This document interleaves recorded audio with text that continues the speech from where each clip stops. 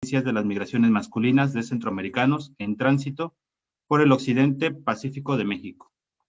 Adelante, Lorenzo Salomón, tiene usted 15 minutos y le pedimos que se apegue al tiempo solicitado. Muchas Gracias. gracias. Estaré presentando como cámara virtual mi presentación. Ahí se puede visualizar. Muy buenas tardes a todos.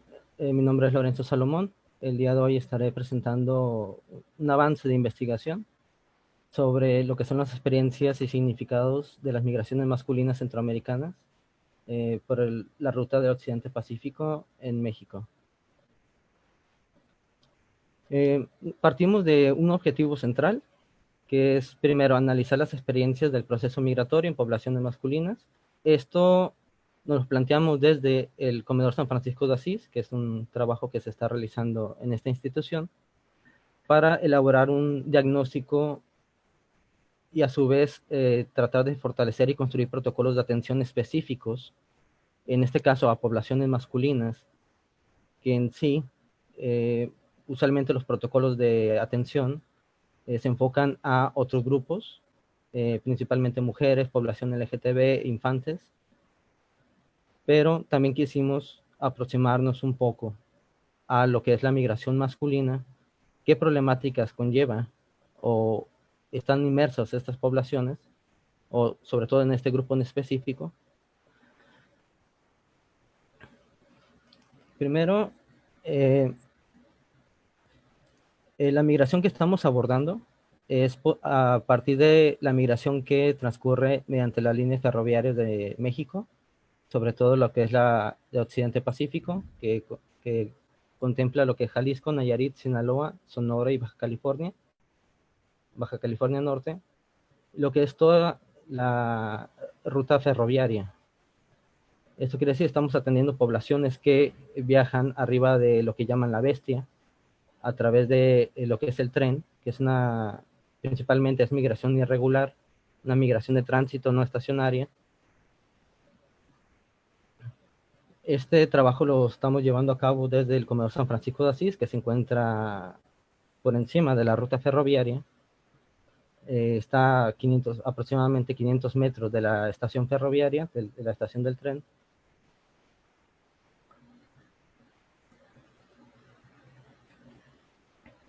Entonces, para empezar a caracterizar lo que es la migración masculina a través de esta ruta, estamos viendo lo que es la proporcionalidad entre población masculina, femenina, infantes o población LGTB. Nosotros iniciamos todo este trabajo haciendo una especie de censo con la población que atendemos, que en el 2018 a 2019 la población masculina representaba más del 75%, lo cual para el 2020 tiene una proporcionalidad semejante. Esto quiere decir que mediante esta ruta, gran parte de quienes la cursan o toman este trayectorio es población masculina. Al empezar a indagar con respecto o en específico a esta población, estamos viendo que presentan ciertas problemáticas que tienen que ver con el mismo trayecto.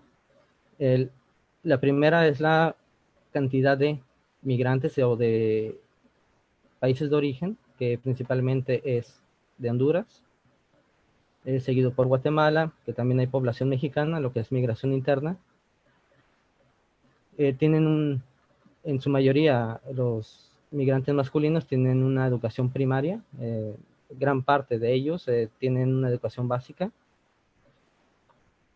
y también dentro de lo que son las mismas causas de la migración empezamos a indagar ya en específico con población masculina, que entre las principales causas tiene que ver con la familia, respecto a la economía, por cuestiones de pobreza, trabajo, mejorar lo que es la calidad de vida.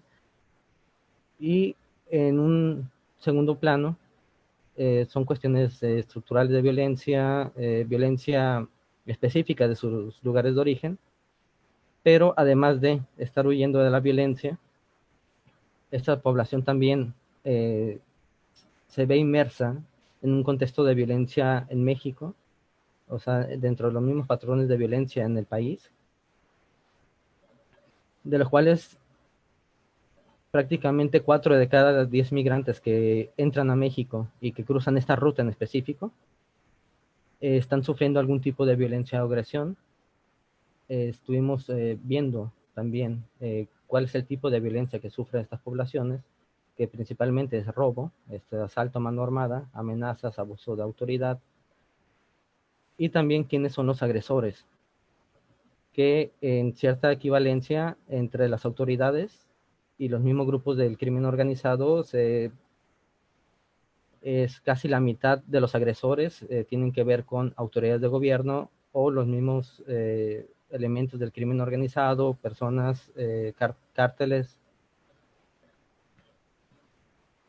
Esto nos llevó una parte a mapear lo que son las zonas o los puntos calientes de esta ruta, que si se fijan lo que es la línea azul sería la ruta ferroviaria, y empezamos a cartografiar o a georreferenciar cuáles son las zonas más comunes o más frecuentes donde sufren agresiones, sufren atentados, son agredidos. Y también empezamos a ver otras características para contemplar lo que es la atención para estas poblaciones en específico, que 2 de cada 10 están migrando con familia. Esto quiere decir que como están viajando con familia y aparte están viviendo todas estas experiencias de violencia, agresión, también están teniendo problemáticas de salud, sobre todo por descuido o por falta de atención, que no necesariamente tienen que ser por cuestiones de decisión, sino también por cuestiones del contexto. Esto nos llevó a aproximarnos un poco o a empezar a aproximarnos hacia el conocimiento de las experiencias, cómo ellos nombran sus experiencias, cómo ellos mismos nos relatan lo que es su trayecto, para empezar a comprender un poco más y empezar a estructurar bajo este sentido lo que son los protocolos de atención para dicha población.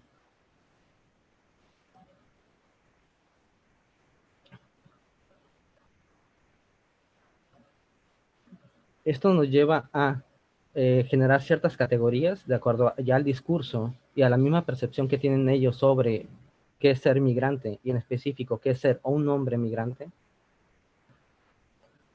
Y nos llevó a, bueno, estos son resultados en parte de lo que se han estado obteniendo y lo que se ha estado procesando, que gran parte del discurso sobre ser migrante y sobre todo ser hombre migrante tiene que ver con la cuestión del aguante, soportar la situación, el privarse de ciertas situaciones, que de aquí mismo surgen varias subcategorías. La principal es la aceptación del riesgo. Esto quiere decir cómo el simple hecho o el hecho de ser un hombre migrante ya se tiene cierto conocimiento o cierta aceptación de antemano sobre lo que significa migrar y lo que conlleva este proceso de migración, que entre ellos está la aceptación de riesgos, la cuestión del afrontamiento, la expresión simbólica de hombría y las prácticas corporales. Un poco más en específico, la aceptación de riesgos es esta parte de yo no puedo controlar lo que va a ser mi trayecto, lo que voy a vivir, pero de cierta manera lo estoy aceptando, que como es parte de la experiencia de emigrar, tengo que, por así decirlo, aguantar lo que venga, sea lo que Dios quiera, como parte de un sistema de creencias previo y que se va fortaleciendo conforme se va realizando el trayecto, que esto también sirve como una forma de afrontamiento, decir, bueno, pues no está en mí. Otro de los elementos bajo lo que englobamos lo que es el aguante son estas expresiones simbólicas de hombría, no necesariamente cuestiones de machismo, pero sí como formas de afrontar a su vez y también llevar a la práctica cuestiones culturales. Por ejemplo, yo estoy migrando o se está migrando como parte de un rol familiar, el que sea hombre tiene que, de cierta manera, esta obligación de migrar para sacar adelante a la familia como parte de una responsabilidad parental o una responsabilidad masculina dentro de la familia, que puede ser el sostén, pero también el callarse, el guardar silencio, el no expresar las vivencias que está teniendo, el omitir el contacto con la familia para no preocuparlas también como una forma de soportar el viaje y también como una forma de mantener el cuidado con la familia en el país de origen. Otra de las expresiones simbólicas de hombrías que nos ha surgido dentro del análisis de las experiencias de las poblaciones masculinas es la cuestión de la valentía, el ponerse a prueba, no necesariamente el retarse o el manifestar, digamos, una cuestión machista, sino que es parte de una prueba el privarse, el no pedir ayuda, por así decirlo, que forma parte de las prácticas corporales, el hecho de poder soportar cierta temporalidad sin recurrir a alimentación, sin tener atención médica, como vimos que 7 de cada 10 personas migrantes, hombres, varones, tienen problemas de salud durante su trayecto. Muchas veces el negar la atención médica es como un ponerse a prueba, que a su vez podría ser una expresión de lo que es la valentía, el decir, bueno, pues no recurro a una atención médica porque yo como hombre puedo solventar o puedo sobrepasar esa situación sin ninguna problemática, puedo resistir. Y en parte todo esto es más que nada la cuestión de cómo ellos mismos se ven el hecho de ser hombres migrantes. Esto, para recapitular un poco, es esta parte de aceptar qué es lo que voy a vivir durante el trayecto, el cómo voy a sobrellevar el trayecto y qué es lo que voy a hacer durante el trayecto.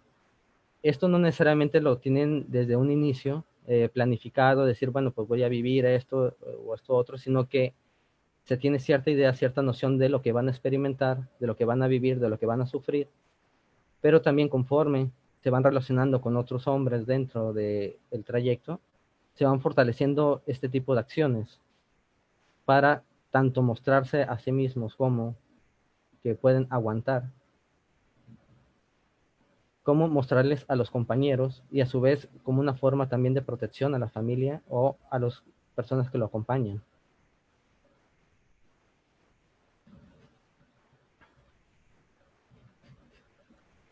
Si bien es difícil abordar de una manera discursiva el que logren expresar debido a la corta temporalidad en la que se ubican en algún lugar, debido a que son migrantes de tránsito, el poderse aproximar a el discurso que ellos tienen, a las percepciones que ellos tienen, en primera instancia, para sacar gran parte de la información es aplicación de encuestas y a partir de las encuestas empezar a detectar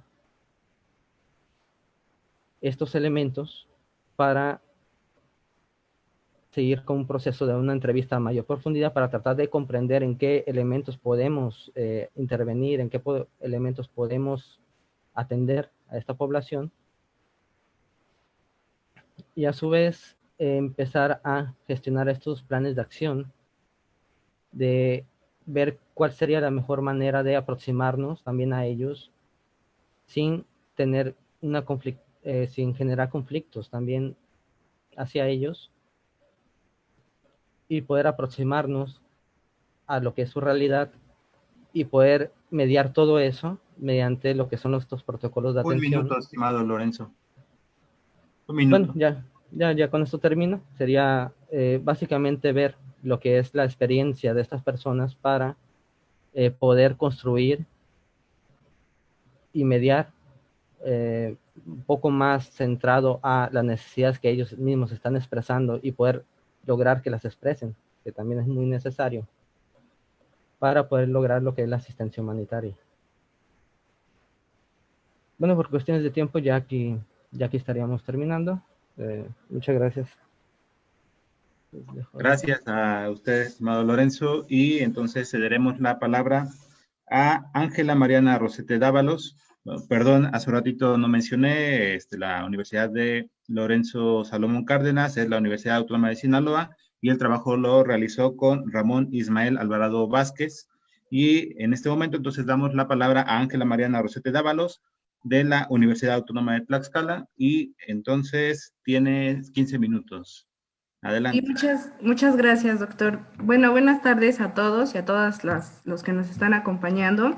Mi nombre es Ángela Mariana Rosete Dávalos y yo les voy a presentar la ponencia titulada Tránsitos Violentos, Mujeres Migrantes Centroamericanas y su estancia en el albergue La Sagrada Familia de Apizaco, Tlaxcala.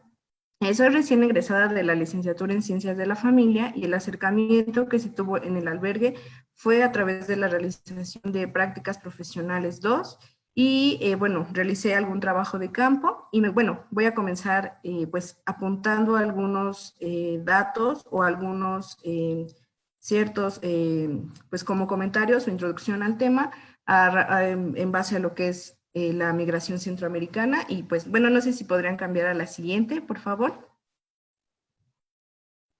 Bueno, ok, para retomar, me gustaría identificar que los países que conforman el Triángulo Norte de Centroamérica, específicamente Guatemala, Honduras y El Salvador, son países que se consolidan como principales expulsores de migrantes e intentan llegar a los Estados Unidos de América, que es una nación que tradicionalmente se ha prometido ser tierra fértil para generar ingresos tanto económicos como un nivel de vida superior y el cumplimiento del famoso sueño americano.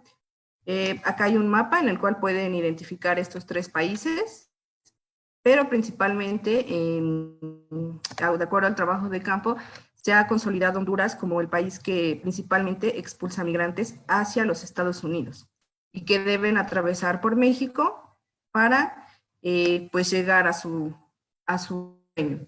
Bueno, de acuerdo a Tirado 2012, la siguiente, por favor.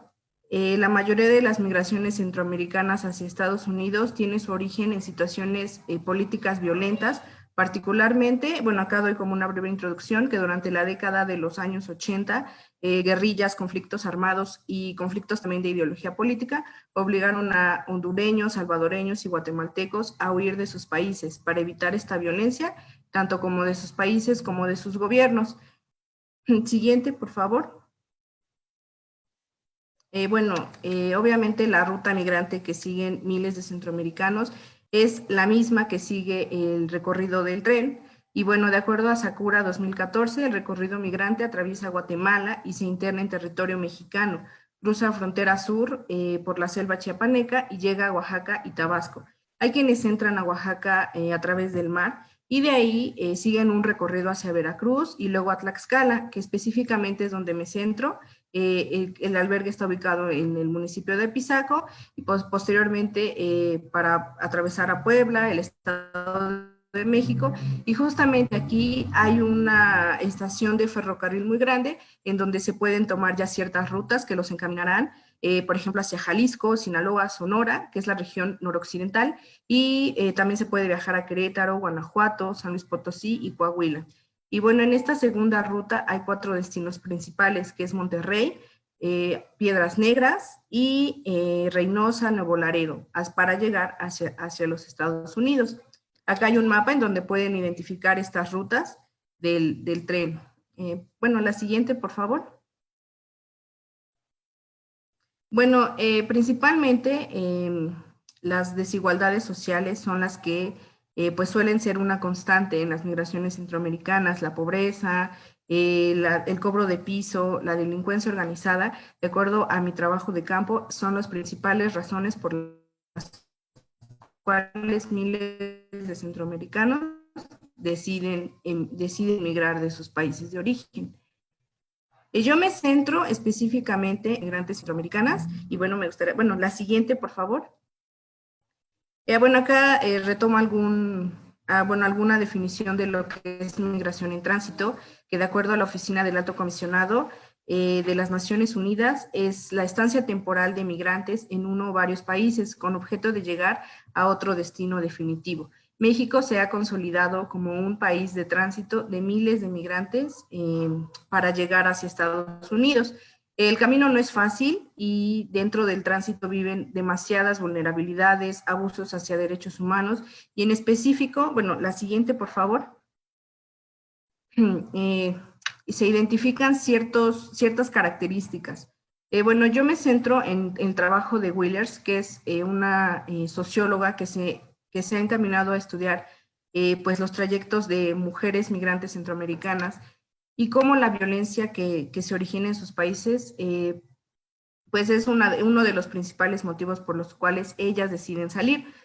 Bueno, aquí les comparto que la migración en tránsito en nivel macro, de acuerdo a Wheelers, está enmarcada por la existencia de políticas migratorias restrictivas tanto en México como en Estados Unidos, el incremento de la violencia en territorio mexicano por la guerra contra el narcotráfico y actividades delictivas de grupos del crimen organizado, el contexto social y económico de los países de origen. Siguiente, por favor. Y bueno, aquí igual comento algunas cuestiones de abusos hacia migrantes, viven detenciones, condiciones de vida inadecuadas, ataques, incluso muchos de ellos mueren. Y bueno, es necesario que los migrantes en tránsito tengan garantizados sus derechos en su camino por México. Las mujeres principalmente experimentan diferentes tipos de violencia que hacen mucho más difícil el acceso al país y mientras transitan por la ruta migratoria, sus derechos son violentados. La seguridad pues, nacional se ha interpuesto a la seguridad humana de las y los migrantes centroamericanos. La desigualdad, discriminación, la estigmatización y la xenofobia son las principales barreras a las cuales se enfrentan las mujeres y en general todos los migrantes centroamericanos. Siguiente, por favor. Bueno, aquí me centro ya en lo que son mujeres migrantes centroamericanas y en las cuales Nájera 2016 argumenta que en el caso de la subpoblación de mujeres migrantes resalta el tema de los abusos y violencia sexual a las que son vulnerables a vivir durante el trayecto migratorio. Cada año entran a México alrededor de 45,000 mujeres sin documentos migratorios y cerca del 70% de ellas sufre algún tipo de abuso sexual. Es muy sabido que las mujeres migrantes deben inyectarse, tomar anticonceptivos para evitar un embarazo pues durante el trayecto porque saben que van a ser pues violadas sexualmente. Y bueno, siguiente, por favor. También, bueno, aquí retomo el trabajo en la cual me interesa mucho su trabajo, ya que ella argumenta que la violencia es uno de los motivos principales de salida de las mujeres, pero la violencia no nada más se queda en sus países, sino que la viven durante el tránsito y hacia su llegada al país de destino. Bueno, aquí me retomé alguna frase de mi diario de campo. Bueno, que esta frase me interesó mucho porque precisamente fue ahí donde descubrí que quería yo estudiar a mujeres migrantes, porque los varones viven vulnerabilidades y todo, pero las mujeres se enfrentan a mayores riesgos. Y bueno, esta la retomo porque dice, cito, yo y otros pudimos correr, escaparnos, nos escondimos entre los arbustos, pero a las mujeres se las llevaron, a una la estaban violando entre 3, a ellas se las llevaron. Bueno, esto lo retomo del diario de campo y siguiente, por favor. Bueno, aquí también las mujeres pues tienen la decisión de emigrar, ya que viven violencia, o también de quedarse a radicar en algún punto del tránsito, así como o retornar a sus localidades de origen, y dentro de estos 3 procesos pues se vive violencia. Siguiente, por favor. Bueno, aquí también hay como un diagrama, lo realicé en base al trabajo de Wheelers, y también menciona que la migración de mujeres pues está enmarcada por la violencia que viven en el lugar de origen. Sin embargo, pues la manera en que las mujeres hacen frente a los tipos de violencia es precisamente la migración. Y la violencia que viven en el tránsito no es resultado de su condición migratoria indocumentada, sino precisamente por el hecho de ser mujer y vivir todos estos riesgos.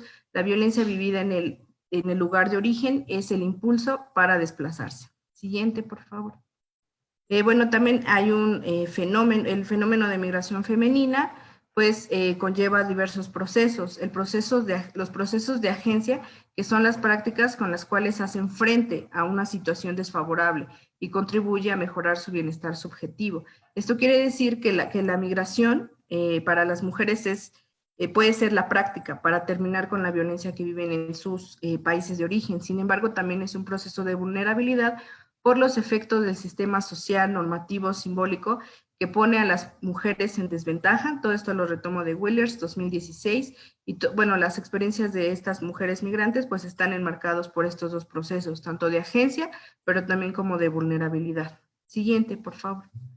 Wellers retoma precisamente que las mujeres migrantes centroamericanas viven continuos de violencia, es decir, la violencia contra las mujeres está íntimamente asociada a la construcción del patriarcado y al ejercicio del poder, ya que es la principal herramienta que ha tenido para el sometimiento de las mujeres.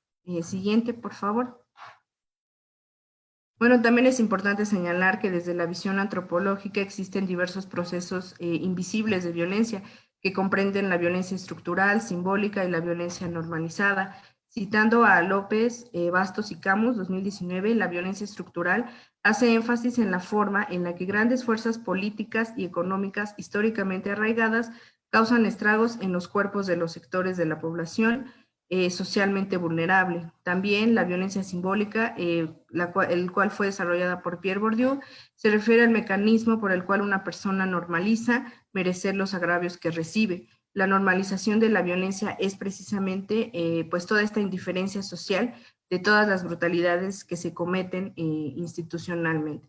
Entonces, pues todo este cúmulo de violencias hace que precisamente las mujeres vivan distintos tipos de violencia como física, sexual, de pareja, etcétera. Y de acuerdo a Wellers, también hay 3 rubros en los que de acuerdo a ella se clasifican las razones por las cuales las mujeres migran de Centroamérica, las cuales son principalmente la extorsión y amenaza de muerte por parte de grupos delincuenciales, necesidad de mantener a los hijos por ser jefas de familia, amenazas y violencias sufridas por parte de sus parejas masculinas, y hay otro tipo de violencias. Siguiente, por favor. Como lo son la violencia social, que Wellers señala que la violencia social que experimentan las mujeres en Centroamérica respecto a grupos de delincuencia pueden ser de 2 formas: directamente recibiendo amenazas ellas mismas, o indirectamente que quizá a lo mejor sus hijos o hijas reciban este tipo de violencia y amenaza. Siguiente, por favor. También existen diversos tipos de extorsión hacia mujeres, pues las cuales, por ejemplo, cuando las mujeres tienen un negocio, son obligadas a pagar impuestos de guerra o cobro de piso, y generalmente se pide una colaboración con maras o pandillas, las cuales las reclutan para cometer actos delictivos. Siguiente, por favor. También un punto muy importante es la migración y la maternidad de las mujeres migrantes, ya que es una de las principales razones por las cuales las mujeres deciden migrar. Asakura 2014 retoma un término que es maternidad transnacional, la cual es el ejercicio de la maternidad a distancia, y precisamente pues las mujeres migrantes pues viven sentimientos de fracaso, miedo, culpa y varios estigmas sociales. Siguiente, por favor. También, bueno, la violencia al transitar por México, como ya lo habíamos dicho en los continuos de violencia, las mujeres pues viven secuestros, violaciones, desaparición forzada, y un punto muy importante que me gustaría recalcar hace unas semanas se dio a conocer que a muchas mujeres migrantes pues las estaban esterilizando forzadamente, pues haciendo histerectomías. Siguiente, por favor.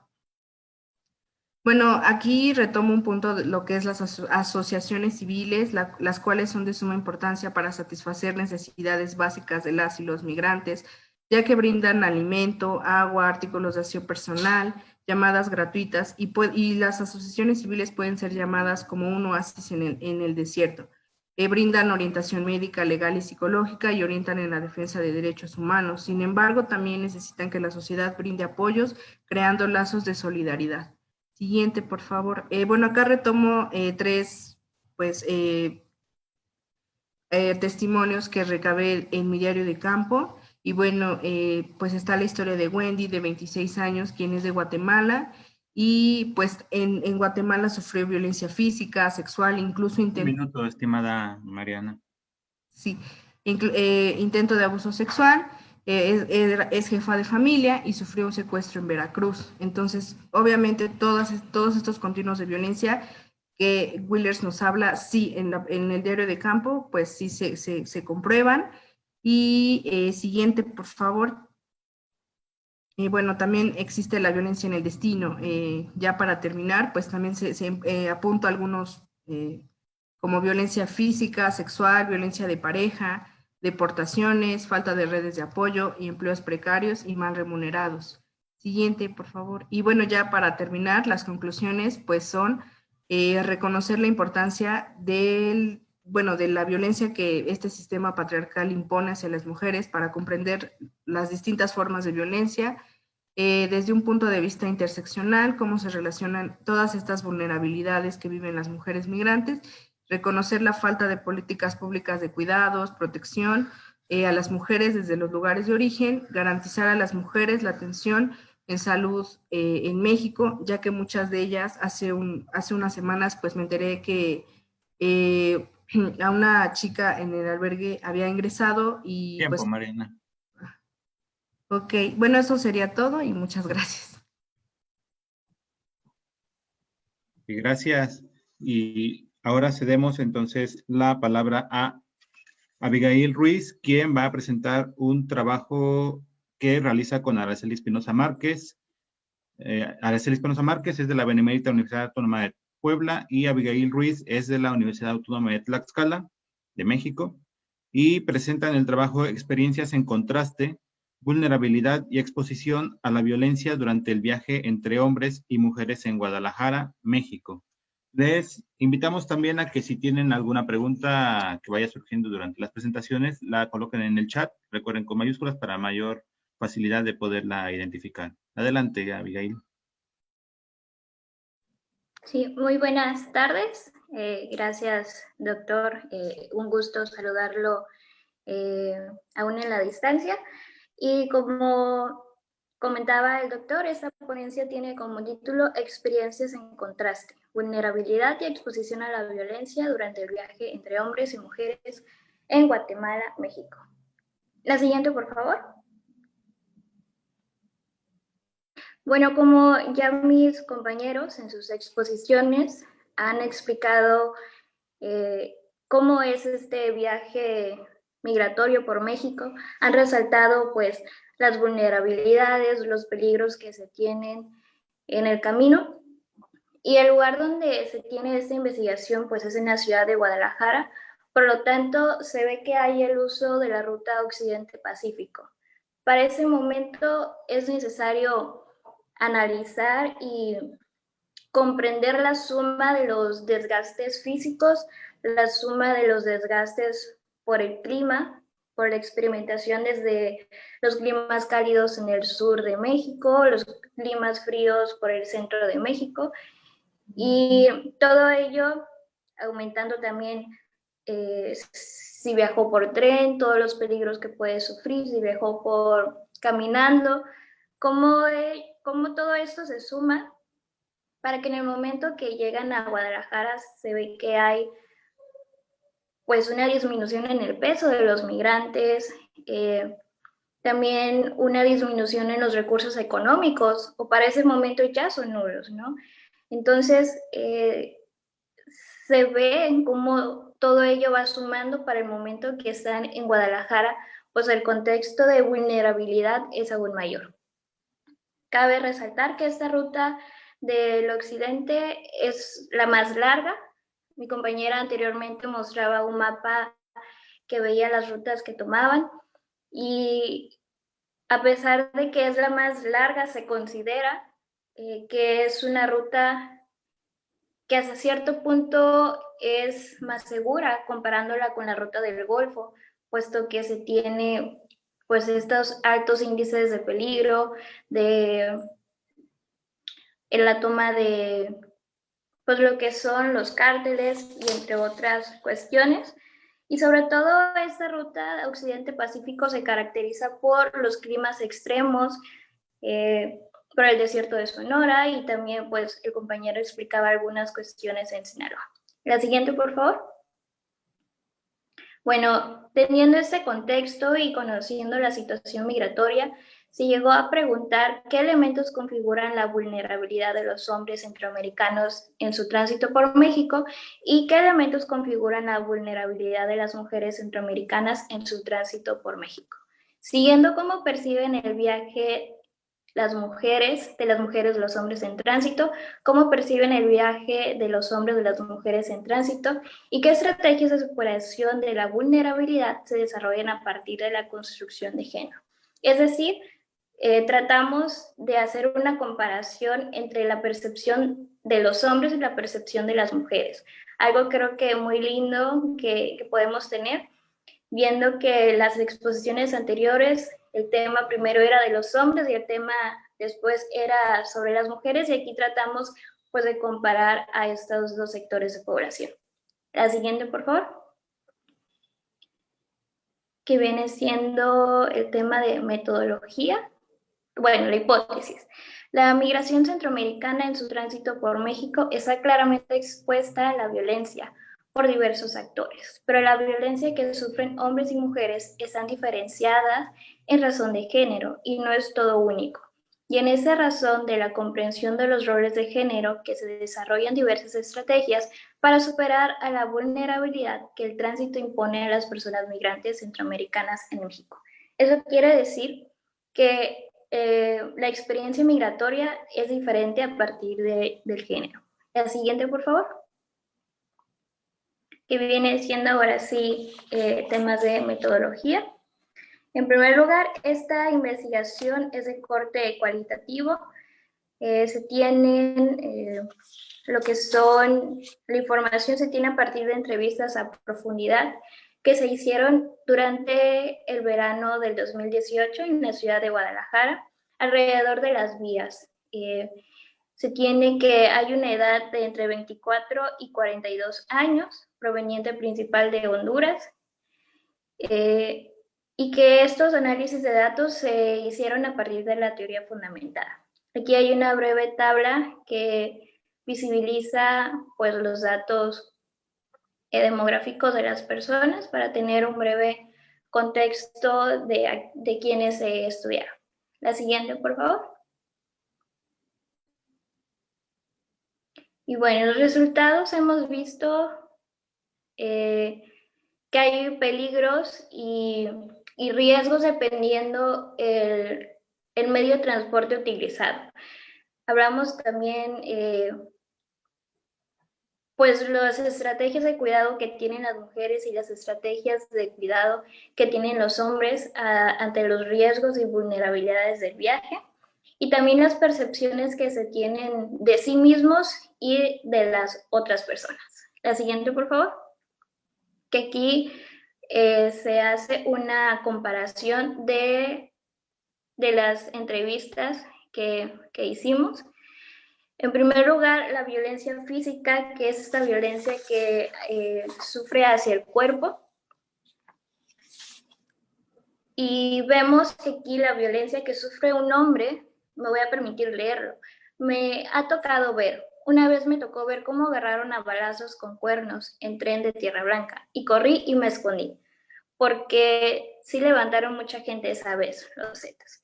Vemos cómo esta violencia física va acompañado pues en ocasiones del uso de armas, y pues como veíamos en la recolección pues teórica, que sí es un viaje altamente peligroso a partir de varios actores que varios actores, como en este caso pues un grupo delictivo afecta y daña a los migrantes, ¿no? Y otro testimonio de una mujer dice, y con mi gorrito como hombre nos bajaron y nos pusieron unas patadas.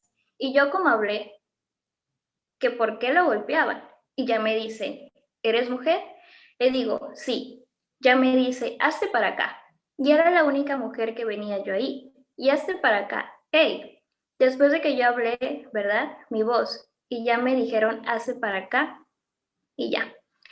Ese testimonio en verdad es muy interesante, en primer lugar porque visibiliza otra vez la violencia física hacia los migrantes, en segundo visibiliza la estrategia de la mujer para contrarrestar estos peligros y estos riesgos que ella tiene como mujer, ser vulnerable, lo que es el vestirse como hombre, pero al mismo tiempo contradice y visibiliza las desventajas de hacerse pasar por hombre, que habla al mismo tiempo, soy vulnerable, pongo una estrategia de protección que es vestirme como hombre, pero al vestirme como hombre tengo otras vulnerabilidades. Hablando sobre la violencia sexual, que ya se ha comentado en esta conferencia, pues se ve y se reconoce, ese es un testimonio de un hombre refiriéndose a una mujer, que se visibiliza los peligros que se tiene, que se tiene viajando siendo mujer. La violencia de género también se visibiliza y se reconoce en ese testimonio que habla una mujer hablando y refiriéndose a una persona, a un hombre que conoció en el camino. Esto nos quiere decir que el hombre otra vez reconoce y visibiliza la vulnerabilidad de las mujeres al viajar y por lo tanto él mismo se ofrece para cuidar, para proteger. Que más adelante vamos a discutir un poco la vulnerabilidad de los hombres. Y ahora las estrategias de protección. Las estrategias de protección tienen que ver aquí muy diferenciadas según el género, porque si vemos el hombre, pues hay un reconocimiento de su capacidad física, de su respuesta inmediata para correr, para huir de los peligros que se tienen. También se ve que hay un uso, hay un recurso que es la espiritualidad para superar todos los riesgos que se tienen ante pues un camino peligroso, ¿no? Y también como el uso de casas migrantes, refugios de migrantes, que como decía, es un oasis, es un lugar donde saben que pueden pues cubrir sus necesidades. Y las mujeres, aquí se menciona que hace el uso de lo que nosotros conocemos como el charoleo, de pedir dinero, para poder seguir con su camino. Y ese testimonio creo que es muy bueno analizarlo porque habla una mujer que viajaba con sus hijos, o sea, es un viaje familiar, que esto aumentaba más la vulnerabilidad del camino. Entonces ella optó por el uso del tren porque, entre comillas, es un medio de transporte más seguro, pero es más caro. Previene los asaltos y todo esto de unos actores, pero el riesgo es que la migración los detenga y los lleve otra vez a su país de origen.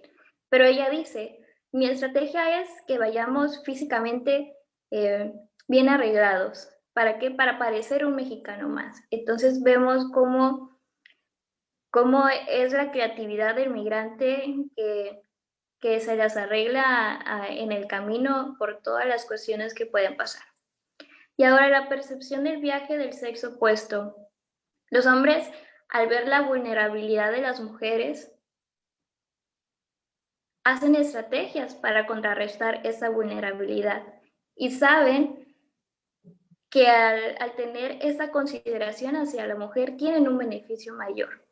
Dice aquí, no, las mujeres fácil suben porque se benefician por el simple hecho de ser mujer.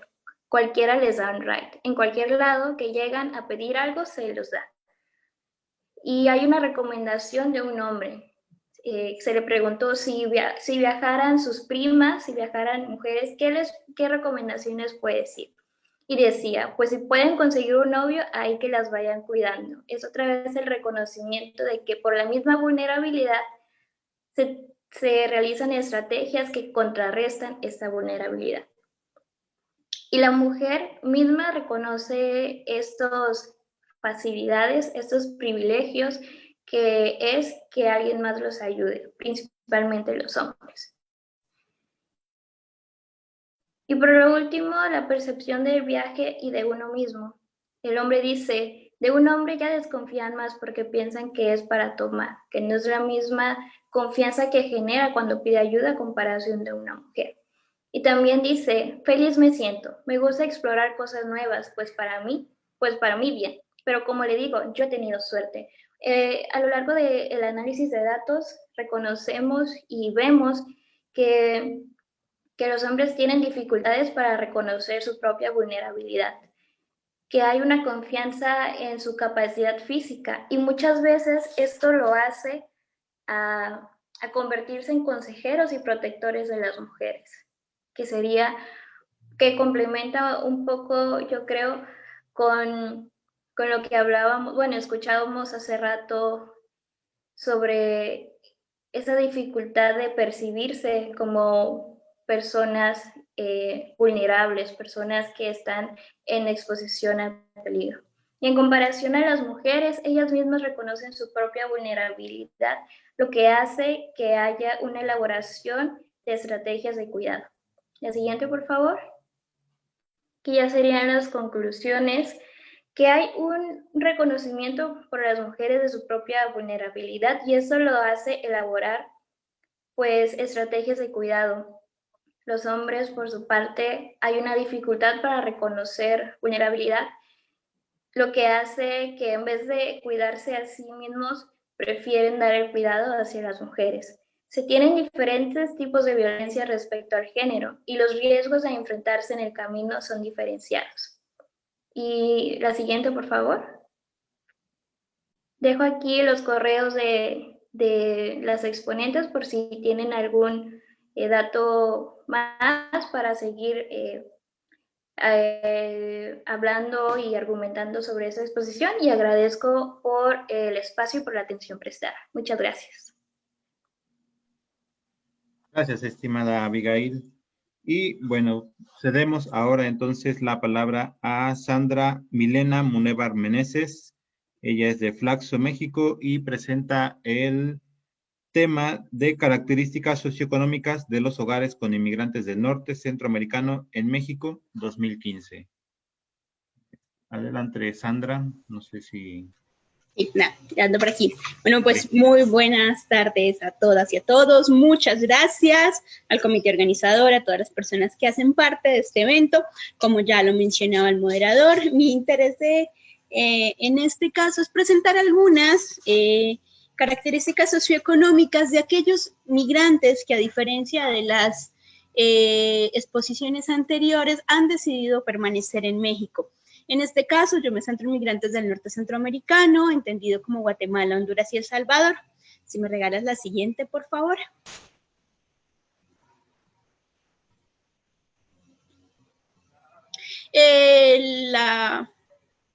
La exposición tendrá el desarrollo de estos puntos, uno de ellos es la motivación, y en este caso, pues, es importante reconocer que en México confluyen diferentes flujos migratorios. México es un país de migrantes, gran parte de su población se encuentra en los países extranjeros, principalmente en Estados Unidos, pero también ocurren procesos de migración interna, procesos de migración en tránsito, que los hemos revisado ampliamente a lo largo de estas 3 ponencias anteriores, pero no se puede dejar de reconocer que México, aunque con un porcentaje mucho más bajo, también es un país donde llegan extranjeros, y en este caso, pues vemos que pocos estudios se han realizado frente a la presencia de esta inmigración en el país, y en especial, pues ha sido escasa la atención a la familia, comunidad de estudio. Aún más, esta investigación tiene un corte claramente cuantitativo y enfocado al hogar como unidad de observación. Parte también de interesarnos por esta población de Honduras, Guatemala y El Salvador es ver cómo en los últimos años se han presentado un número de personas que han registrado tanto los censos como la encuesta intercensal de personas que reportaron nacer en alguno de estos 3 países. Hablamos de un promedio de 7 personas más que el registro de hace 15 años, y que no se puede dejar de desvincular al hablar de esta población la cercanía geográfica que existe con la frontera sur de México y los contextos sociales, económicos y políticos que tienen estos países de origen. Si me regalas la siguiente, por favor. De esta forma, y considerando los aspectos anteriores, pues el objetivo de esta ponencia es presentar, como ya les mencionaba, algunas características socioeconómicas de los hogares con inmigrantes que hayan nacido en Guatemala, Honduras y El Salvador y que se encuentran en México para el año 2015, que es el momento del levantamiento censal. Me regalas la siguiente. Uno de los temas que quisiéramos resaltar dentro de esta ponencia es la importancia de los hogares y de la familia dentro de los procesos migratorios. En este caso, desde la demografía o desde la sociodemografía, pues la familia tiene una noción especial y se refiere a múltiples aspectos. Se puede relacionar como redes de derechos y obligaciones que están basadas en las relaciones de parentesco, también son unidades de residencia, son hogares domésticos, hogares censales, y algo interesante es el grupo de referencia más cercano al individuo, y a partir de eso podemos ver relaciones cercanas y reconocibles. En este sentido, si me regalas la siguiente, por favor, existe una notabilidad de análisis de estudiar la familia, no solo porque permite evaluar la dinámica social y los cambios demográficos, sino que también vincula diversas relaciones sociales. Claramente, la familia es un concepto mucho más amplio, mucho más rico y se vuelve un poco más difícil de operacionalizar.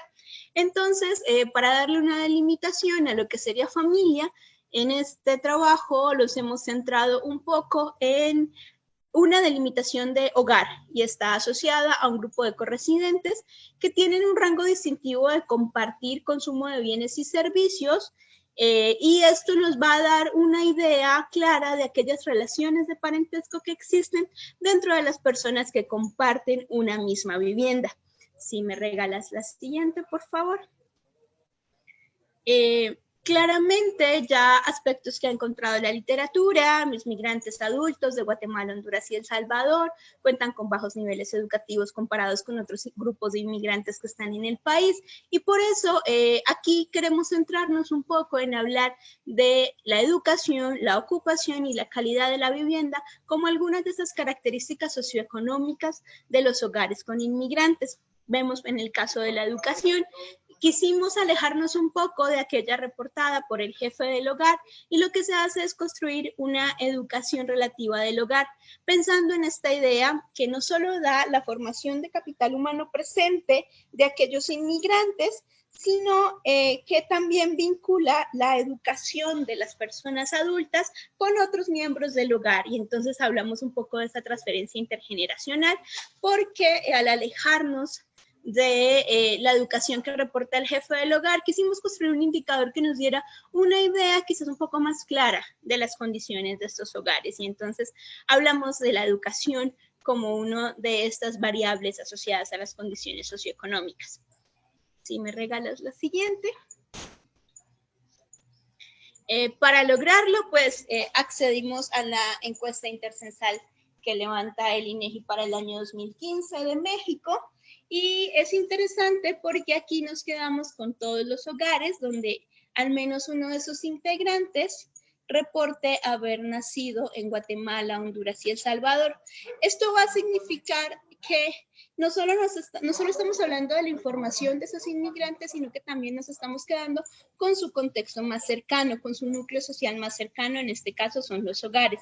De esta forma tenemos una muestra de cerca de 50,000 hogares del norte centroamericano, 176,000 personas, de las cuales 42,000 reportaron haber nacido en Guatemala, unos 14,000 en Honduras y unos 17,000 en El Salvador. Y entonces vemos que esta aproximación es principalmente cuantitativa, es descriptiva, transversal y comparativa, pero que de alguna u otra forma también se reconoce que todas estas condiciones del hogar van a estar relacionadas, y por eso dentro de la metodología se incluye un análisis de correspondencias múltiples. En las láminas siguientes les voy a mostrar un poco los resultados de este análisis. Uno de los primeros, está perfecto, muchas gracias, uno de los primeros acercamientos fue mirar, una vez que hemos delimitado estos hogares donde al menos uno de los integrantes reportó haber nacido en alguno de los 3 países del norte centroamericano, que para mí es más relevante hablar del norte centroamericano que otras connotaciones políticas distintas a las que se usan tradicionalmente. He decidido revisar un poco la relación de parentesco con el jefe del hogar y el país de nacimiento. Y aquí viene uno de los resultados interesantes, porque vemos que existe una alta presencia de mexicanos en estos hogares, incluso se encuentran personas nacidas de otros países. Cerca del 60% de los jefes de hogar reportaron haber nacido en México, Guatemala, Honduras y El Salvador, y un porcentaje cercano al 35% de esos jefes o jefas de hogares nacieron en México. Y esto va a tener alguna construcción interesante en las características socioeconómicas, pero también en la misma configuración de esos hogares. Resulta interesante ver por lo menos que aproximadamente 9 de cada 10 hijos de estos hogares han nacido en territorio mexicano. Si me regalas la siguiente, por favor. Mirando un poco la construcción de estos tamaños de los hogares, empezamos a ver diferencias entre estos tres grupos poblacionales. Claramente los hogares guatemaltecos tienen promedios de hogar mucho más amplios o más grandes que los hogares de Honduras y El Salvador, y que si desagregamos un poco el número promedio de esos integrantes de hogar y retomamos aquellos mayores de 18 años, pues vemos que igualmente en estos hogares en promedio 2 de los miembros son menores de edad. Y en el caso contrario, en el caso opuesto, se encuentran los hogares de El Salvador, donde 1.3 de esos integrantes de esos hogares pues no han alcanzado todavía la mayoría de edad, en este caso en México. Si me regalas la siguiente, por favor. Ahora bien, pues retomando un poco la metodología tradicional de los censos y de las encuestas, se ha construido la clasificación de los hogares en 3 categorías: familiares, unipersonales y no familiares. Esto hace parte amplia de la tradición que existe para la tipología de los hogares, y vemos que si solo tomamos los hogares familiares, el 90% de ellos, los integrantes que habitan en esos hogares tienen alguna relación de parentesco con el jefe del hogar. Son hogares principalmente nucleares, y esto nos da un poco de idea que la construcción de familia y de hogar dentro de territorio mexicano, cuando existen extranjeros, pues está basada en lazos de parentescos muy fuertes y se relaciona también con la tabla que veíamos en láminas anteriores. Son muy pocos los hogares donde los corresidentes realmente no comparten un lazo de parentesco, y escasas también aquellos donde existe solo una persona, y esto se puede asociar a múltiples factores, entre ellos la corresidencia como parte de cubrir ciertos recursos del hogar, pero también que nos permite hablar de un proceso de inmigración en México, si lo vinculamos con el número de hijos que han nacido en territorio mexicano, y que dentro de la literatura pues se habla de la importancia de reconocer estos países de tránsito también como un lugar de destino, ya sea que desde un inicio se ha planeado o que por múltiples motivos, así como son los motivos de la migración, pues se ha decidido permanecer en México, ya sea por estancias largas o por estancias mucho más cortas. Si me regalas la siguiente, por favor. Aquí quisiera contarles un poco de esta categoría de educación relativa del hogar.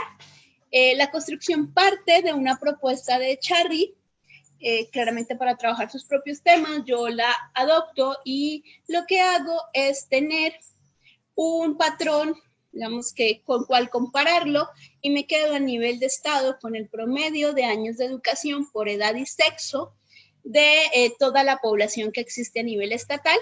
Luego comparo esos promedios con respecto a los promedios que existen de cada uno de los miembros de los hogares, y puedo llegar a agrupar la educación de las personas mayores de 6 años o más que están en estos hogares. Entonces, el indicador tiene 3 categorías: baja, media, alta. La baja son aquellas personas que se encuentran por debajo del estándar promedio, es decir, el indicador es menor a 1. La media es que se encuentran entre 1 y 2, y la alta es la que se encuentran entre 2 o más. Y en este sentido, pues que vemos algo interesante, y es que en concordancia con lo que ya han encontrado otros estudios y que retomaba un poco en la revisión, en la breve revisión que coloqué antes de los resultados, es ver que no solo los inmigrantes del norte centroamericano han reportado bajos niveles educativos, sino que si comparamos todos estos miembros del hogar, incluso aquellos que han sido mexicanos por nacimientos, pues un amplio porcentaje de estos hogares se encuentran en categorías donde ni siquiera se alcanza el nivel de educación promedio que tiene la población mexicana por su misma edad y por su mismo sexo. Entonces, y aquí algo interesante es que también se empiezan a ver algunas diferencias nuevamente entre estos tres países. Vemos que el caso de Guatemala es mucho más amplio que el de El Salvador, y esto resulta interesante porque, como bien lo mencionaba, pues no solo estamos mirando la educación individual, sino una conformación para todo el hogar, y pues son bajos en este caso la educación que presentan los miembros de los hogares en su totalidad.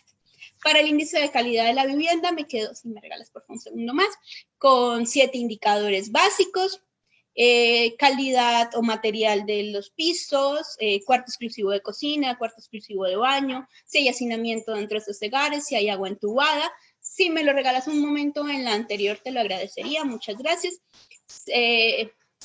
Si hay electricidad, y para eso también creamos un índice, que es este índice de calidad de la vivienda, que lo que nos permite ver es un poco el acceso a bienes y servicios básicos en estos hogares. Y en este caso, pues vemos que aquí solo decidí mostrar los resultados de la categoría alto, pues los resultados indican que la mayoría de los hogares de El Salvador cuentan con al menos estos 7 ítems en su hogar, mientras el caso de Guatemala, el porcentaje de hogares con alguno de estos servicios o con alguna carencia en estos servicios y bienes, pues va a ser un poco menor. Ahora sí, si me regalas la siguiente, muchas gracias. Un minuto, por favor. Claramente. Bueno, esta es un poco como la ocupación, la actividad ocupacional del hogar. ¿En qué se están desempeñando? Aquí nuevamente no nos limitamos al jefe, sino a todos los miembros del hogar, y mirar cuál era la categoría de actividad ocupacional más alta que existía en este hogar. Claramente las categorías de subordinación, como empleado y obrero, son las representativas en los 3 países. En algunos, como en El Salvador, los trabajadores por cuenta propia tienen un porcentaje más amplio. Si me regalas la siguiente, por favor.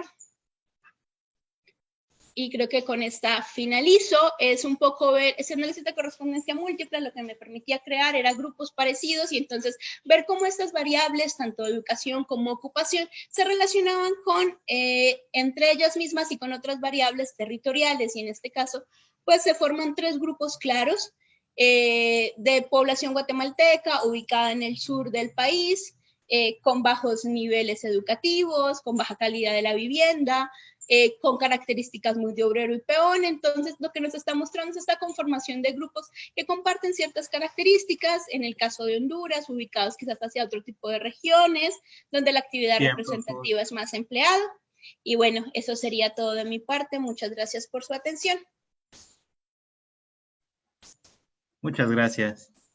Agradecemos a todos nuestros ponentes por sus temas. De hecho, todos corren dentro de la línea de la migración centroamericana y esta idea del tránsito, ¿no? Entonces, los felicitan por los temas que presentan, por el trabajo que han realizado. Y tengo aquí unas preguntas. Inicio con la pregunta que está, es para Lorenzo Salomón, y dice que si se ha podido identificar de qué manera este tránsito migratorio ha influido o ha afectado a la desintegración familiar, y es decir, esto de qué manera influye en el género masculino y al negar su lugar de origen, o si dicha desintegración ocurre de manera igualitaria sin distinción de género. Y hay otra pregunta también para Lorenzo que dice si puede exponer los efectos físicos y emociones en la práctica de la valentía de los hombres en su tránsito por México, o si pudo identificar estos. Le cedo la palabra y paso ya después con las siguientes preguntas. Muchas gracias. Bueno, primero, respecto a lo que se refiere a desintegración familiar, no hay, digamos, un discurso que hable de que se desintegra la familia, sino que hay un miembro que migra, pero la principal problemática en ello es que mantiene una pausa de comunicación durante todo el trayecto para no preocupar a los familiares, lo cual detona bastantes problemáticas con la familia. El hecho que si le pasó un accidente, ¿por qué no recurrió a pedir ayuda? Entonces, en estos términos no estaría hablando de una desintegración familiar, sino que estas mismas prácticas conflictúan las relaciones y las fragmentan de cierta manera, estos vínculos, pero yo diría que hay más que nada una pausa en la comunicación hasta que llegan a lo que sería un punto de destino. Entonces, digo, nomás para no decir que hay una desintegración familiar, sino que se generan conflictos en términos relacionales. Y respecto a lo de la valentía, estas prácticas de pues omitir el soy valiente, el no quiero recibir atención médica porque pues lo puedo aguantar, sí hemos detectado que es parte para el desarrollo de los protocolos, algo esencial, la cuestión de que, por ejemplo, como señalé que 7 de cada 10 de los que hemos entrevistado tiene problemas de salud, ha sido por estas cuestiones. De que ahorita me di un golpe, pero ya no me quiero atender, porque soy hombre, pues cómo puedo ir a atención médica, lo puedo aguantar, y a un punto posterior, pues ya es una fractura, ya es una lesión mucho mayor, ya hay infección, ya hay otras afectaciones. Y en la cuestión emocional, sí hemos visto bastante frustración, sobre todo cuando hay confrontación ante hechos de violencia, el hacer algo que bastantes veces el confrontarse a un grupo criminal pues empeora la situación y que después señalan pues el sentirse frustrados, ¿no? Que pues quise hacer algo, pero al final de cuentas me salió peor. Esto se traduce bastante en lo que son estas cuestiones de frustración y estrés, o estrés posterior, que sí hemos detectado bastante eso, y donde queremos fomentar bastante lo que es el autocuidado, las medidas de mediación, para evitar estas confrontaciones, o estas valentías también con las autoridades, que pues policía les dice algo a una inmigración y se quieren darla de valiente atacándolos, pero están en un contexto en donde pues no hay vigilancia, no hay supervisión de estas autoridades para garantizar sus derechos. Entonces, genera una serie de consecuencias bastantes, tanto físicas como emocionales, sobre todo lo que hemos detectado, claro, es estas cuestiones de frustración, el sentir impotencia y el mantenerse en ese estado de impotencia durante bastante tiempo en su trayecto. Gracias. Bueno, hasta aquí sirve. Muchas gracias. Continúan las felicitaciones para todos los ponentes por el trabajo que han realizado y acomodando las preguntas. Esta pregunta está dirigida a las exponentes que trabajaron el tema de mujeres y dice, ¿qué tan visible es el síndrome de Ulises, Chotegui 2002, en las mujeres migrantes como variante extrema del duelo migratorio? Entonces, sería para el caso quizá de Ángela Mariana y de Abigail. No sé si también Sandra tenga algo por ahí que haya trabajado. Le cedo la palabra.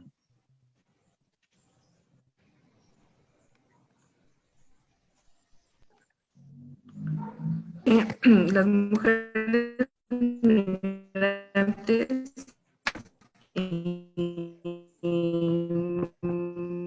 más allá como de un síndrome, eso, por ejemplo, bueno, ya a lo mejor el tiempo fue como traicionero y eso, pero en mi presentación, en mi ponencia, tenía embarazada del tren. Entonces, por ejemplo, a lo mejor, obviamente es demasiada carga emocional, psicológica, o sea, pero precisamente eso es lo que se ha tratado de trabajar, ¿no? Que es, o sea, son muy pocas las intervenciones que se hacen con mujeres migrantes. Es necesario precisamente visibilizar un poco más todas estas violencias que viven, porque como, o sea, precisamente como lo decía Willers, o sea, la violencia contra las mujeres no termina. Entonces es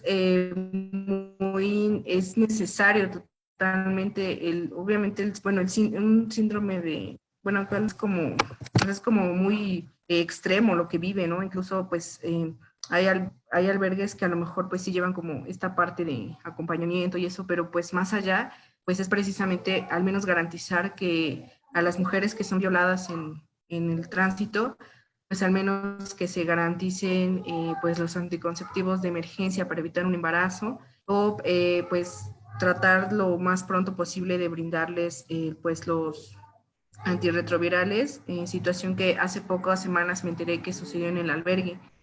Pues se necesita pues precisamente lazos, que también pues la sociedad civil y esto se dejen como de estigmatizar y pues discriminar tanto a los migrantes centroamericanos, pero más aún a las mujeres, o sea, visibilizar todas estas violencias antes de estigmatizar o señalar. Y sí, pues sí son experiencias muy extremas en torno a la violencia.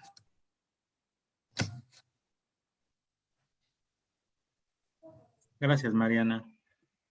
Abigail, ¿quisieras comentar algo?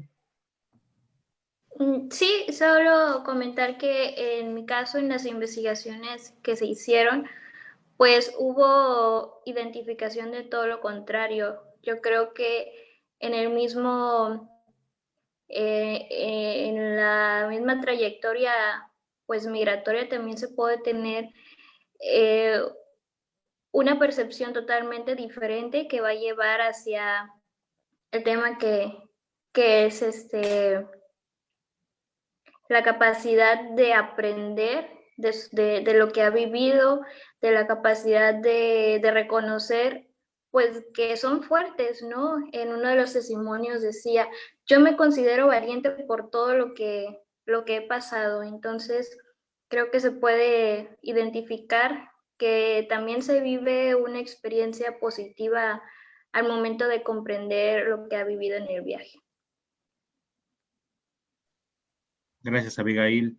No sé si Sandra quiera comentar algo o pudo percibir algo respecto a lo que preguntaron. Sí, gracias. Sí, yo creo que existe en general, no solo en las mujeres, sino en los migrantes, una propensión a sufrir un duelo, y es solo el hecho del cambio. Claramente hay duelos simples, como bien lo menciona H. Gotigi, a duelos ya más extremos o situaciones extremas. Y esto también me lleva mucho a pensar, saliéndome un poco del tema, en las situaciones de estrés, como han mencionado las compañeras que trabajaban en albergues. También existe un estrés en estos albergues, entonces parte de cualquier proceso migratorio que se acentúa cuando las condiciones propias del viaje se vuelven crudas, se vuelven más vulnerables, y creo que los migrantes en tránsito por México pues vienen de contextos violentos a entrar nuevamente a contextos en México donde no son favorables, y creo que está visibilizarlo desde estas situaciones de estrés constante que se padecen en las diferentes categorías, ya sea el solo viaje, el recibimiento mismo del lugar, el cambio, aunque hablamos español, hay palabras con las que no nos entendemos, y eso genera situaciones, la incertidumbre frente al viaje, el depender de muchas situaciones, tanto políticas, económicas como sociales en México, pues puede asentar este síndrome como un duelo extremo en el proceso migratorio, y que no se puede desconocer qué pasan todos los migrantes. Por eso yo creo que ese sería como mi punto, y que incluso ahorita que lo preguntan, así como de comentario, me acordaba, en Netflix, aprovechando la publicidad, en Netflix hay una serie muy interesante que creo que es un poco más el contexto del autor, se llama La vida me supera, y entonces vemos que aunque los niños, que es el tema que a mí más me interesa, niños en procesos de movilidad humana, pueden estar muy relacionados con el proceso migratorio, pueden ser agentes que acompañan. En esta serie principalmente se muestra cómo es que este duelo extremo en un proceso migratorio, porque los niños llegan a tener un proceso de coma. Entonces, no se puede desvincular que dentro de todo el proceso, y sea cual sea los motivos del viaje, pues va a existir un duelo, y que esas pueden tener muchas variantes. Muchas gracias. Muchas gracias, estimada Sandra. Estamos en buen tiempo, entonces Abigail quiere ahondar en su respuesta. Adelante, Abigail.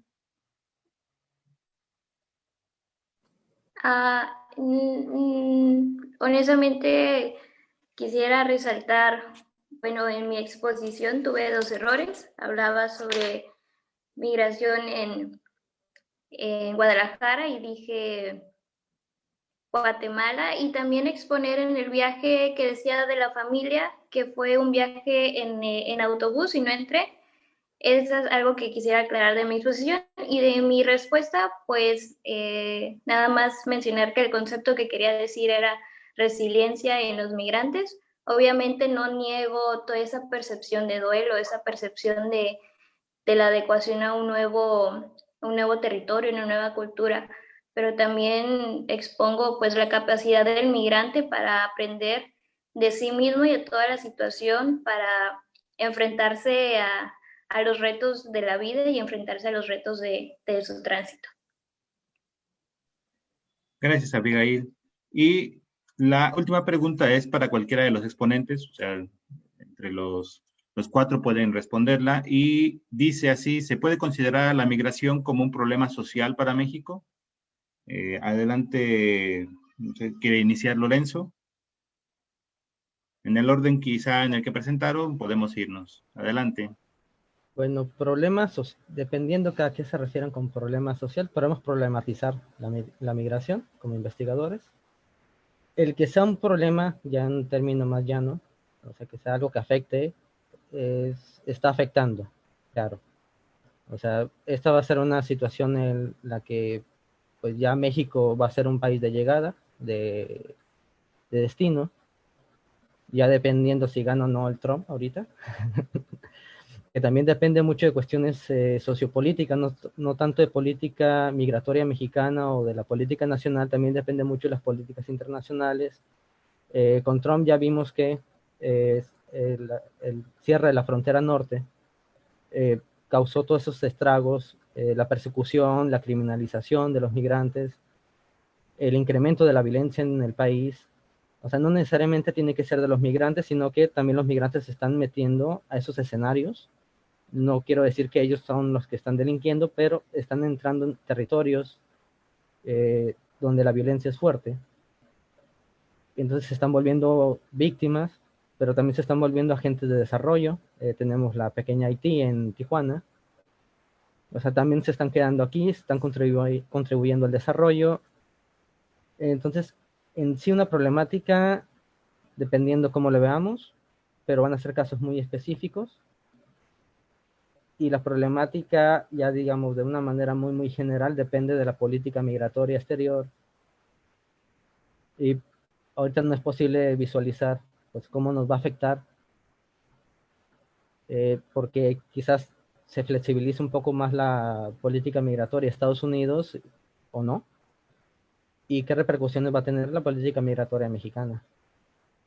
Entonces no podemos decir que va a ser un problema desde ahorita, sino que podemos problematizar todos estos elementos que van emergiendo respecto a la migración. Bueno, esa es mi opinión. Gracias, Lorenzo.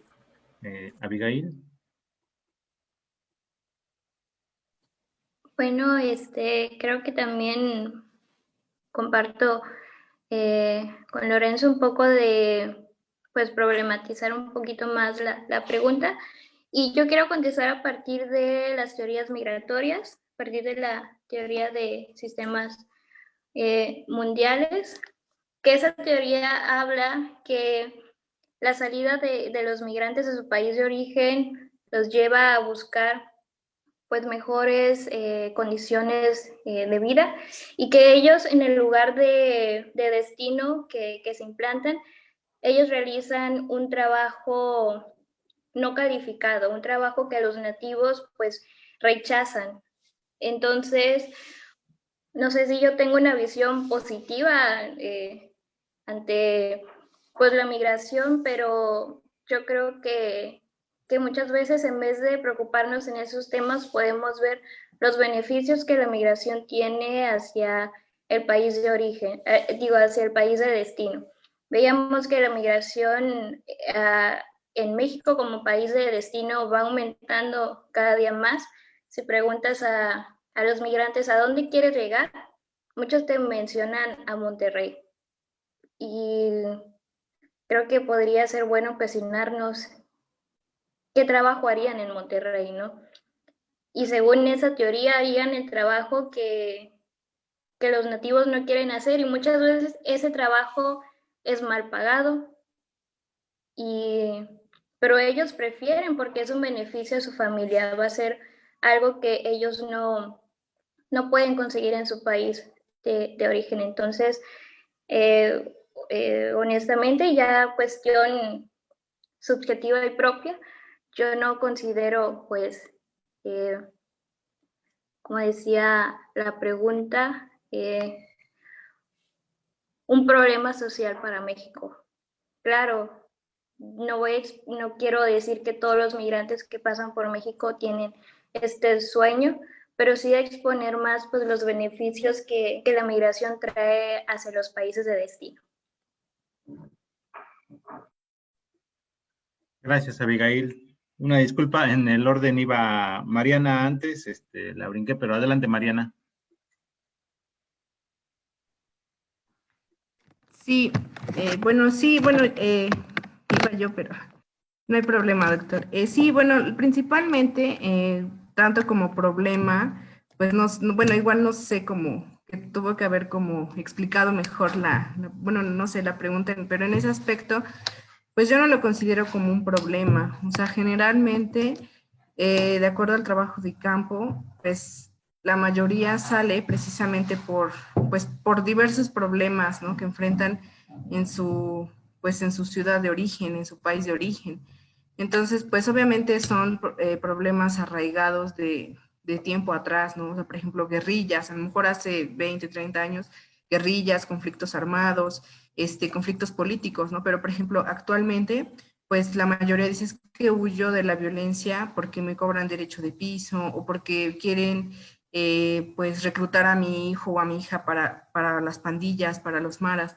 Entonces, pues es necesario como considerar que no es que sea un problema, o sea, la movilidad humana pues es inherente al ser humano precisamente. Yo desde ese punto de vista pues lo considero en que el ser humano es propio, ¿no?, de sus características, que se mueve, busca mejores condiciones, mejores oportunidades, y pues ahí pues entra lo que es la familia, ¿no? O sea, muchas mujeres decían, pues es que pues yo tengo que mandar dinero a mis hijos, ¿no? A lo mejor bajo el sistema patriarcal, que a lo mejor los hombres, pues, o se van o tienen que trabajar o esto, las mujeres también se quedan, ¿no? Entonces, pues es necesario como, bueno, replantear que no es un problema, porque a lo mejor muchos dicen, pues es que como a los migrantes sí y a los propios mexicanos, ¿no? Pero, pues precisamente son estos estigmas que hacen que pues la mayoría no colabore con ellos, o que a lo mejor diga, pues es que pues, sufren xenofobia o discriminación, ¿no? Es eso, no es que, a lo mejor no es que sea un problema, sino que es necesario visualizar el por qué pues los migrantes llegan, ¿no? Y por qué están transitando por nuestro país. Gracias, Mariana. Adelante, Sandra. Bueno, pues creo que la pregunta resulta interesante para empezar a ver qué realmente estamos entendiendo como problema social y por qué asociamos a la migración como un problema, sobre todo en un país como México, que abogamos constantemente por el derecho de la población en el extranjero, pero que al interior pues ya vemos la serie de vulnerabilidades que sufren los inmigrantes en diferentes contextos, ya sea en tránsito, como residentes, hasta creo que de turistas, es un tema de estigmatización. Y entonces yo creo que ver la migración y asociarla como un problema está muy relacionada con establecer relaciones frente a la otra edad. Y es ese otro, es ese extranjero, y es parte de un discurso muy bien formado, no solo en México, sino en muchos lugares, donde los migrantes son vistos como la salida de escape a los inconvenientes que tiene el país. Y entonces es un poco de, llegan porque se vinculan precisamente en trabajos precarios o en trabajos manuales, y entonces está esta idea de que llegan a quitar los trabajos o que fomentan un poco el tema de violencia o inseguridad, pero para mí eso es solo resultado, respuesta de las mismas condiciones estructurales de los lugares a donde llegan, y entonces Es un poco dejar de asociar la migración y los migrantes con otras problemáticas sociales que con o sin ellos seguirían presentes en distintos lugares. Creo que esta es como la idea a la que yo podría llegar con la pregunta que plantean de problema social en México frente a la inmigración y frente a múltiples procesos migratorios que vive el país, porque existen distintas construcciones desde el discurso que dan a pensar un poco a la migración como una problemática, pero realmente, y comparto lo que decía mi compañera anterior, son personas y son sujetos de derechos y por ellos mismos, independientemente de donde hayan nacido, pues existe una responsabilidad de todos y por parte del Estado de también brindar ciertas condiciones a esta población y que no necesariamente son agentes disturbadores, sino también son agentes que brindan, aportan a la economía, son consumidores, son personas que trabajan, que han construido su familia acá, que tienen lazos muy cercanos y pensar que la migración pueda ser un problema, pues lleva a discursos bastante fuertes frente a los migrantes y su presencia en el país. Muchas gracias, estimada Sandra. Bueno, pues con estas participaciones cerramos ya la mesa. Veo que no hubo otra pregunta, pero sí bastantes felicitaciones y saludos desde incluso Colombia, ¿no? Lo que habla de la importancia que tiene este congreso y cómo estamos llegando a diferentes partes de América o incluso de otras partes del mundo. Y por lo tanto también les hacemos la invitación para continuar con las actividades del día de mañana, el día jueves. Recuerden que iniciamos el registro desde 9:30, pero desde antes estamos ya recibiéndolos para poder agilizar el acomodarlos en la mesa simultánea. Tenemos la mesa simultánea, la mesa 8, familia y envejecimiento. Tenemos también la mesa 9, familia y migración. Y tendremos más tarde la mesa 10, familia y pandemia, que va a ser simultánea con la mesa 11, familia y violencia, para terminar entonces ya por la tarde con la mesa 12, familia y cuidados, y la mesa 13, familia y diversidad. También les recordamos que en el chat podrán encontrar el link para que ustedes puedan registrarse y poder obtener al final su constancia. Por lo tanto, les recordamos llenar el formulario a partir del link que se colocó ya en el chat. Muchas gracias por su participación, por estar acompañándonos y los esperamos entonces el día de mañana con las diferentes actividades que estaremos desarrollando. Un gusto saludarles y que tengan buena tarde.